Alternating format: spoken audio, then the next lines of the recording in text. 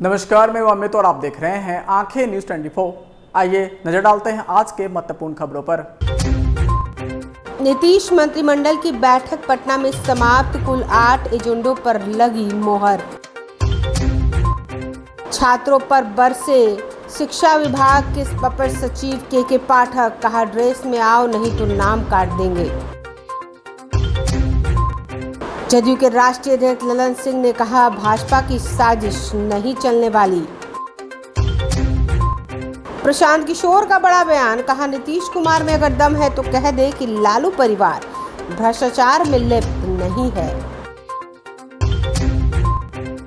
और जेल में बंद कैदियों द्वारा निर्मित सामानों की बिक्री के लिए जेल गेट पर बनेगा बिक्री केंद्र।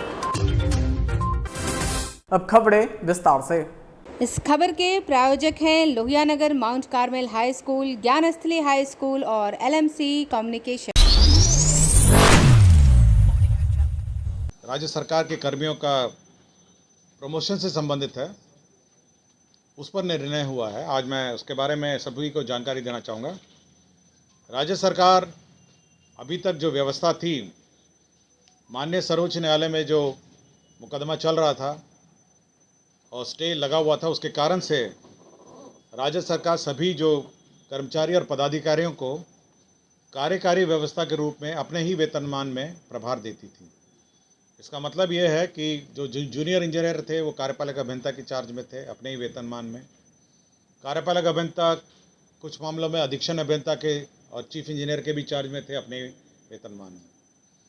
इसी प्रकार सहायक प्रशाखा पदाधिकारी के चार्ज में थे। तो जो सभी संबंधित हमारे पदाधिकारी और कर्मचारी हैं, जैसे डिप्टी कलेक्टर में देखा जाए तो जिनको जॉइंट सेक्रेटरी में होना था वो जॉइंट सेक्रेटरी के प्रभार में तो हैं, किंतु डिप्टी सेक्रेटरी का वेतन लेते थे।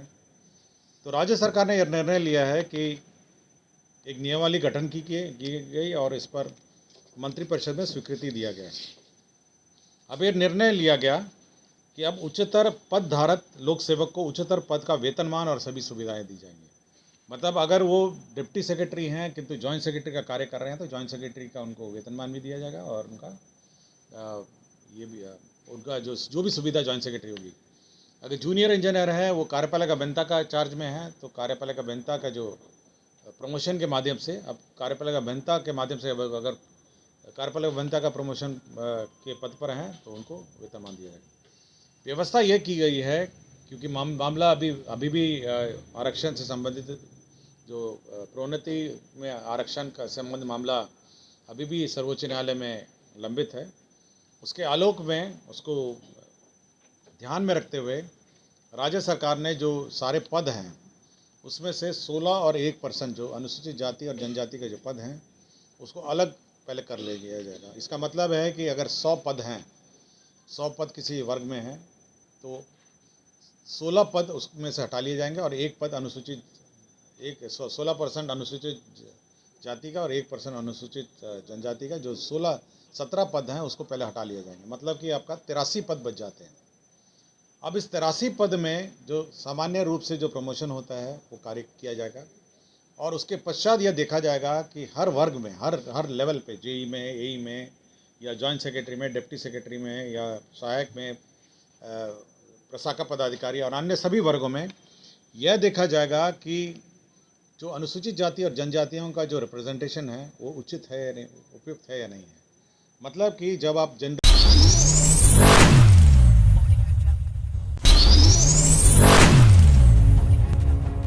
शिक्षा विभाग के अपर मुख्य सचिव के पाठक बिहार में शिक्षा की गुणवत्ता सुधारने के लिए खुद स्कूलों का दौरा कर रहे हैं। राज्य भर के स्कूलों में पहुंचकर उपस्थिति, पढ़ाई, लैब, शौचालय और सुविधाओं का जायजा ले रहे हैं। इस क्रम में वह सिर्फ टीचर पर ही नहीं बल्कि स्टूडेंट में अनुशासन पर भी सख्ती कर रहे हैं। सहरसा पहुंचने पर के पाठक ने जिले के मनोहर हाई स्कूल के निरीक्षण के दौरान ड्रेस में नहीं आने वाले छात्रों की क्लास लगाई। उन्होंने स्कूल ड्रेस पहनकर नहीं आने वाले बच्चों के नाम स्कूल से काटने का आदेश अधिकारी को उसी समय दिया।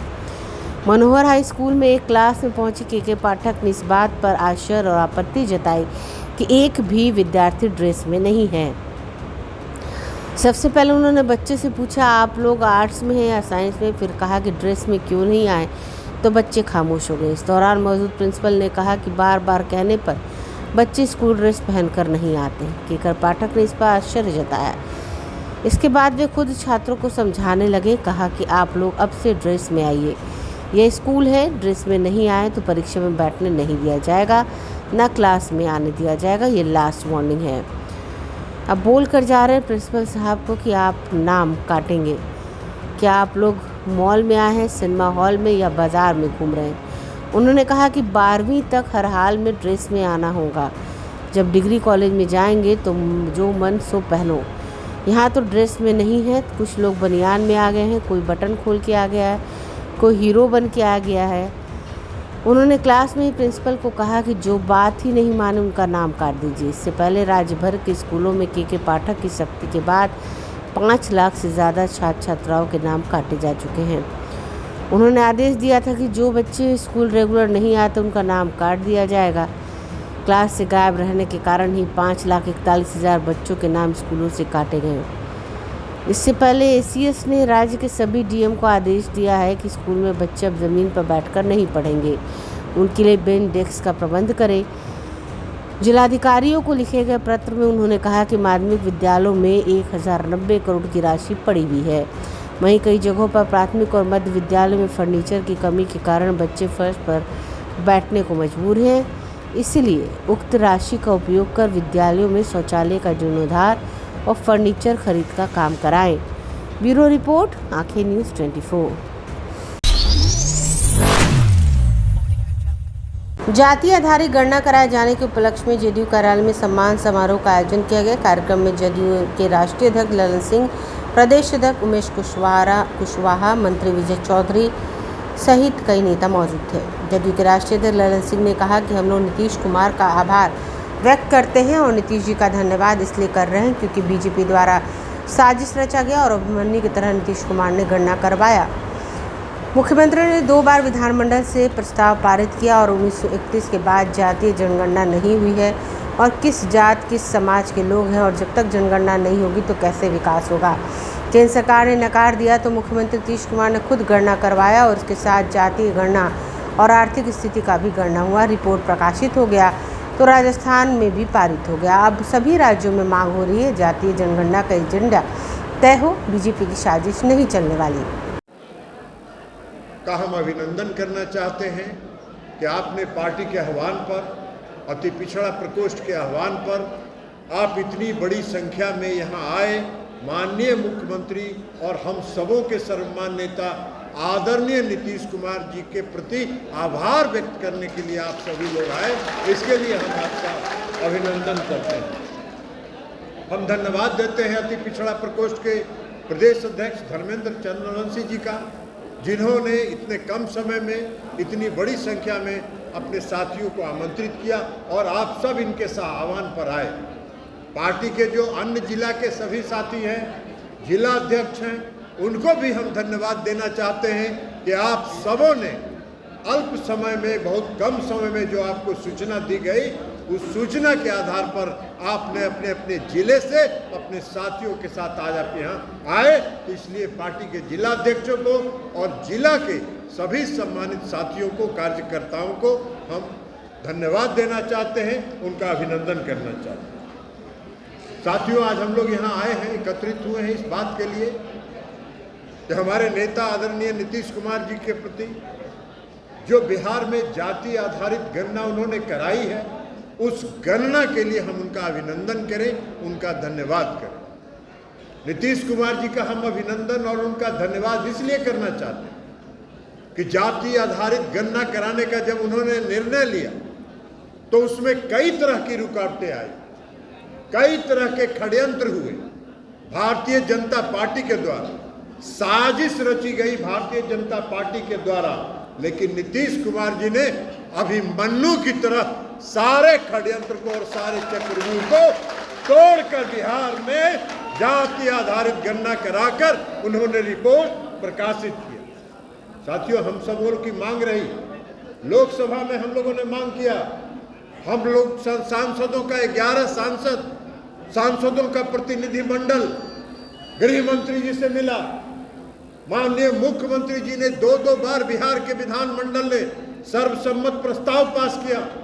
माननीय मुख्यमंत्री जी के नेतृत्व में बिहार के सभी पार्टी के विधायकों पार्टियों का एक प्रतिनिधि मंडल आदरणीय प्रधानमंत्री जी से मिला और सब लोगों ने ये कहा कि 1931 के बाद 1931 अंग्रेजों के समय के बाद आज तक इस देश में जातीय जनगणना नहीं हुई है।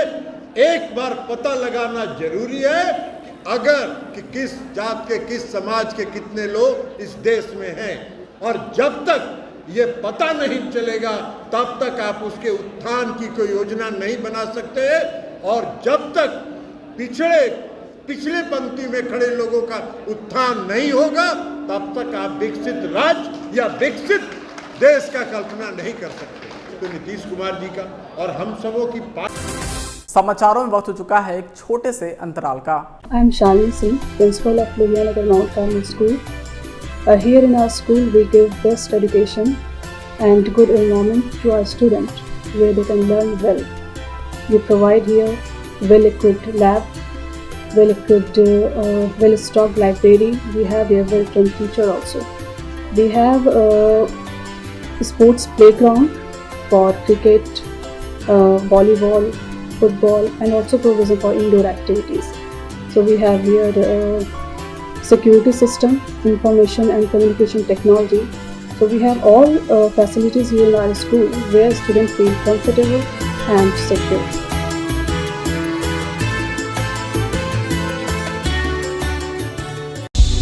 क्या आप पत्रकारिता के क्षेत्र में अपना कैरियर बनाना चाहते हैं?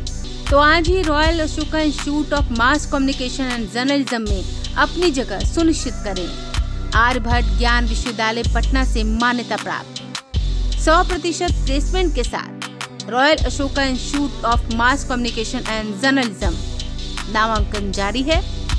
हमारा पता है DS/16 गायत्री मंदिर के समीप कंकड़बाग पटना 8,20,000। आप हमें संपर्क भी कर सकते हैं। हमारा मोबाइल नंबर है 9955456122। ब्रेक के बाद आपका फिर से स्वागत है। सांसद अशफाक करीम पर इनकम टैक्स के छापे पर प्रशांत किशोर ने तंज कसा और कहा कि नीतीश कुमार में दम है तो कह दे लालू और तेजस्वी भ्रष्टाचार में लिप्त नहीं है। राजद सांसद अशफाक करीम पर इनकम टैक्स से जुड़े छापेमारी की कार्रवाई बहुत तेजी से चर्चा में है। इस नेताओं की प्रतिक्रिया भी सामने आ रही। इसी क्रम में बिहार के लोगों के हक के लिए हमेशा मुखर रहने वाले जन स्वराज के सूत्रधार प्रशांत किशोर ने कहा कि मुख्यमंत्री नीतीश कुमार में दम है तो ये कह दे कि लालू यादव तेजस्वी यादव उनके परिवार के लोग भ्रष्टाचार में लिप्त नहीं हैं और ये सिर्फ राजनीतिक प्रतिशोध है जिसके तहत उनको परेशान किया जा रहा है। हम लोग मान लेंगे लालू यादव उनके परिवार पर जो कार्रवाई हुई है वो गलत है या वो भ्रष्टाचार में लिप्त नहीं है। नीतीश कुमार को साफगोई से ये कहना चाहिए कि ये हमारे सहयोगी और इन पर भ्रष्टाचार के सारे आरोप हैं वो निराधार हैं। अगर वो ये लाइन नहीं कह रहे हैं तो अपने आपको पता है वो क्या कह रहे हैं। राजद के लोग जैसे चिल्ला कर कह रहे हैं हम बिल्कुल भ्रष्टाचार में नहीं हैं, तो नीतीश कुमार को भी ये कहना चाहिए। प्रशांत किशोर ने आगे कहा राजद के लोग जैसे चिल्ला के कह रहे हैं ये बिल्कुल मानने योग्य बात नहीं है। प्रशांत किशोर ने कहा नीतीश कुमार को राजद और तेजस्वी से कोई प्रेम नहीं है। नीतीश कुमार जो आज महागठबंधन है वो सिर्फ 2 कारणों से हैं। सिर्फ इसलिए उन्होंने बनाया है कि अगर 2024 में बीजेपी जीत कर आएगी तो सबसे पहले इनको हटाएगी और अपना मुख्यमंत्री बनाएगी, इसलिए भाजपा हटाए उससे पहले महागठबंधन बना ले। ब्यूरो रिपोर्ट आंखें न्यूज़ 24। नीतीश कुमार इंटरनली खुश है कि नाराज हैं, हमारे पास इसका कौन सा लेंस है कि हम देखकर बता दें। लेकिन पत्रकार होने के नाते आप तो ये देख ही रहे कि नीतीश कुमार ने उसके पक्ष में भी कुछ नहीं बोला, विपक्ष में भी कुछ नहीं बोला। गोल गोल घुमा के इतना गोल गोल घुमा दिए कि उनको खुद ही नहीं पता चला कि वो क्या बोले। तो भाई अगर उनको लगता है कि लालू यादव या लालू यादव जी के परिवार पर जो छापा पड़ा है ये गलत है, वो भ्रष्टाचार में नहीं लिप्त है, तो नीतीश कुमार को आकर बिल्कुल साफगोई से ये कहना चाहिए कि भाई ये हमारे सहयोगी हैं और इन पर भ्रष्टाचार का सारा जो आरोप है वो निराधार है। ये लाइन कहना चाहिए। और अगर ये नहीं कह रहे हैं तो अपने आप आपको पता है कि वो क्या कह रहे हैं। भाई नीतीश कुमार को ये जैसे आरजेडी के लोग चिल्ला चिल्ला के कह रहे हैं कि हम लोग बिल्कुल भ्रष्टाचार में लिप्त नहीं है, तो नीतीश कुमार को भी ये कहना चाहिए। लल्लन सिंह से काहे कहलवा रहे हैं भाई, अपने क्यों नहीं कह रहे, अपने मुंह में क्यों दही जमाया हुआ है? ये बताता है आपको कि नीतीश कुमार अंदर से क्या सोचते हैं।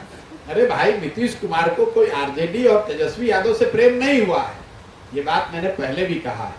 नीतीश कुमार जी जो आज महागठबंधन में है, वो विशुद्ध 2 कारणों से हमसे मार्च में आकर दिल्ली घंटों बैठकर मिले हैं, बात की है। महागठबंधन बनाने से पहले हमको बताया कि बनाएंगे।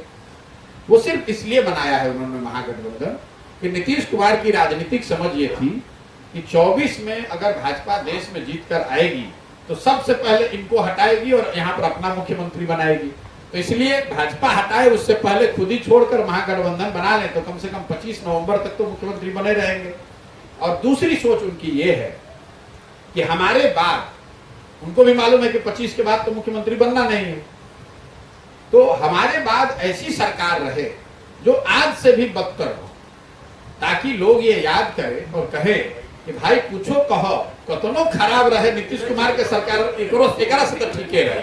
तो आप नीतीश कुमार को नहीं जानते हैं, हम उनको बहुत अंदर से जानते हैं। ये नीतीश कुमार हम उनके साथ घर में रहे सालों तक। तो मैं आपको बता रहा हूँ, नीतीश कुमार को कोई आरजेडी और तेजस्वी यादव, आप हमको कोई पत्रकार में आपको दावा कर रहा हूँ, नीतीश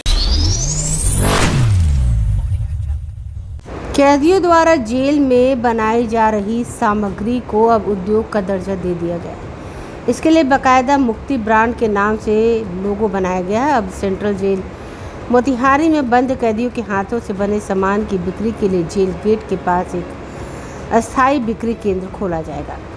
सेंट्रल जेल के गेट पर बिक्री केंद्र खोलने के लिए जगह उपलब्ध करवा दिया गया। हाल ही के दिनों में जेल आईजी के पहल पर जेल उद्योग के लिए मुक्ति नाम से बने लोगों का उद्घाटन मुख्यमंत्री ने पटना में किया था। उसके बाद अब मोतिहारी जेल में बन रहे जूट के फाइल फोल्डर, विभिन्न कलाकृति, साबुन, पेंटिंग इत्यादि सामानों को बेचने के लिए स्टॉल खोलने के लिए जेल प्रशासन को जगह अलॉट कर दिया गया है। आपको बता दें, मोतिहारी जेल में बंद कैदियों के हाथों बन रहे सामान की इन दिनों काफ़ी चर्चा है। पटना में हुए प्रदर्शनी में मोतिहारी जेल के कैदियों द्वारा बनाए गए सामानों की तारीफ हुई थी। जेल में बंद कैदियों के हाथों बने सामानों को और ज़्यादा बड़ा मार्केट देने के लिए फ्लिपकार्ट और अमेजन जैसे साइट के माध्यम से बेचने की तैयारी चल रही है। मोतिहारी के डीडीसी सह जेल के वरीय पदाधिकारी समीर सौरभ ने बताया कि जेल के कैदियों के हाथों से बने सामान और विभिन्न कलाकृतियों की बिक्री से हासिल पैसे का उपयोग जेल में बंद कैदियों के वेलफेयर में खर्च किया जाएगा। ब्यूरो रिपोर्ट, आंखें न्यूज़ 24। क्या तैयारी है जेल के सामान को बेचने के लिए? जैसा आपको पता होगा कि हमारी जेल में जो है बहुत सारी ऐसी उद्योग, जो लघु उद्योग जिसको बोलते हैं, उनका प्रतिष्ठापन किया गया है। जैसे कि आप जो रेलिंग होते हैं जिसमें गमला रखा जाता है, उसका कास्ट आयरन का रेलिंग्स हो गया, और बहुत सारी पेंटिंग्स वगैरह हैं, फ्लाई लीफ फोल्डर वगैरह है।